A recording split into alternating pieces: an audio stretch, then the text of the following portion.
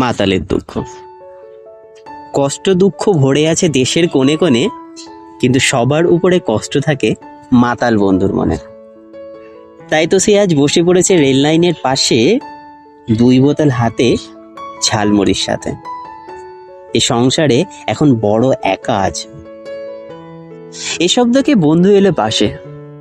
শোনা, তোর কষ্ট যত, যা করেছে তোকে ক্ষত বিখ্যাত, তবে দিতে হবে গলা ভিজাতে একটু, এটাই হলো শর্ত। তবে শোন ভাই, বলি তোরে, কষ্ট আসছে অনেক জোরে, কিন্তু লাইন তো দেখি বাঁকা হয়ে আছে। ট্রেনটি যাবে এর উপরে কেমন করে?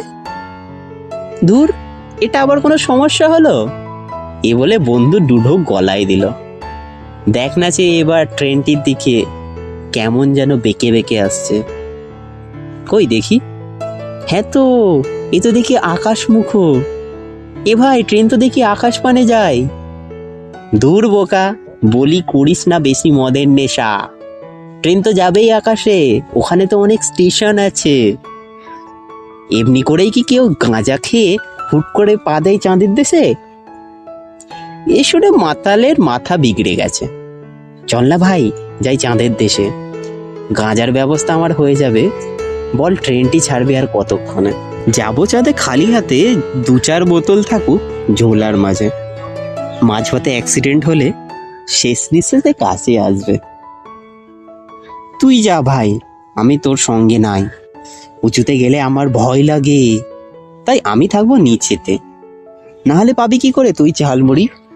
চাঁদে কি তা পাওয়া যাবে? যাই হোক ভাই, যেতে আমি চাই। তোকে ছাড়া আমার দারুণ লাগে ভয়। মনে হয় ট্রেনটি কাছে এসে গেছে, সরে যাবার ক্ষমতাও শরীর হারিয়ে ফেলেছে। চলে গেল তা আমাদের গড়িয়ে, আর চাঁদে যাবার স্বপ্নটি মরিয়ে।